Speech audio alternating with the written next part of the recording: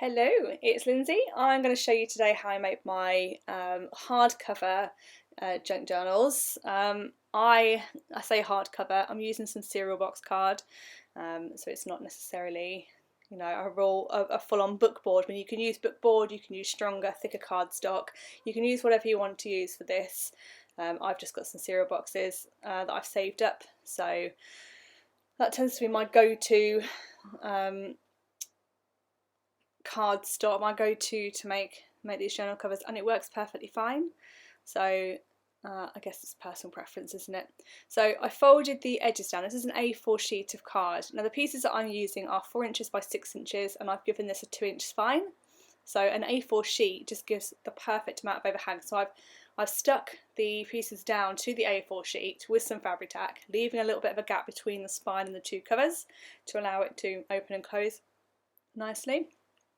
And I've scored the edges, well, I say scored, I folded them over really well to make sure that when I come to sticking them down, they fold over nicely.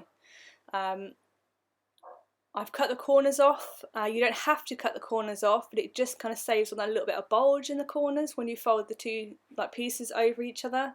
I just prefer to cut the corners off. I guess, again, that's all personal preference. When I do fabric, I tend to fold the corners down, so I would fold the corners. I can show you how I do that if you're interested. But I do fold the corners down, and then I fold each edge over, because again with fabric I do find that it's really noticeable if you cut the corners off. Well, it's probably a better way to do it, but when I've done it, it's really noticeable that I've cut the corners off. It's not a good look. So I've just gone right around the edge with fabric tack. You don't have to worry about this drying. It actually grabs better when it's a little bit tacky, so I do go around the entire edge. So I'm folding the two sides down. I'm going to fold all the sides down, and then I'll have to go back in and re-glue the corners where they overlap to the sort of longer sides that have been folded.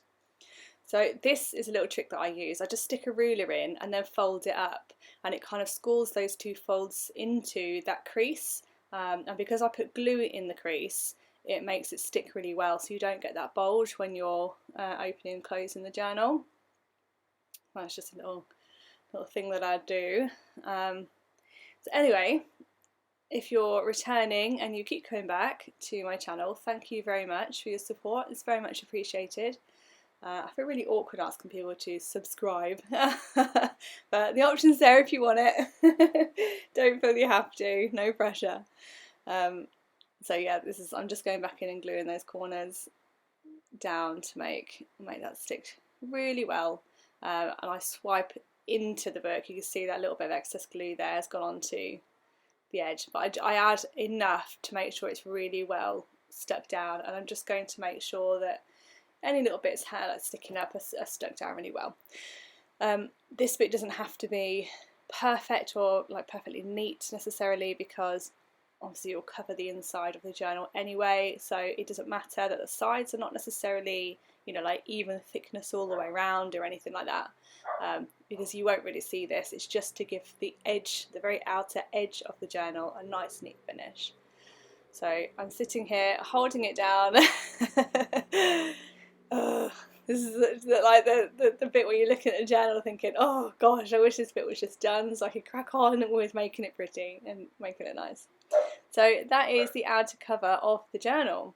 That is all put together, ready to decorate. I will add the inner at the inside, because there are a few ways to attach the signature if you want hidden stitching or not. So I tend to leave my covers at this point, and then I will do the inside as I go along, depending on what sort of look or theme, whatever I'm going for with the journal. So it's really quick to do this.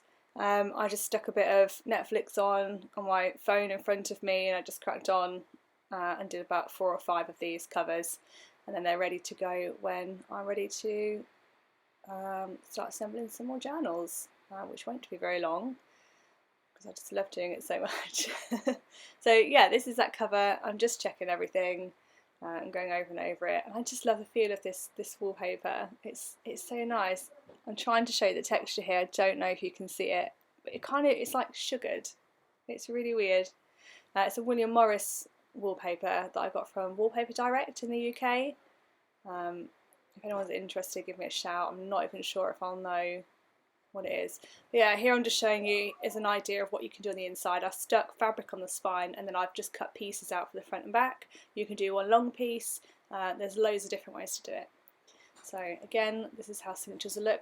These pages are A4 pages torn in half and then folded. That is the size that I've used to do these journals. So just to give you a bit of an idea there. But yeah, that's what they look like. And the rest is up to you. If you like this, I will see you in the next one. Take care. Bye for now.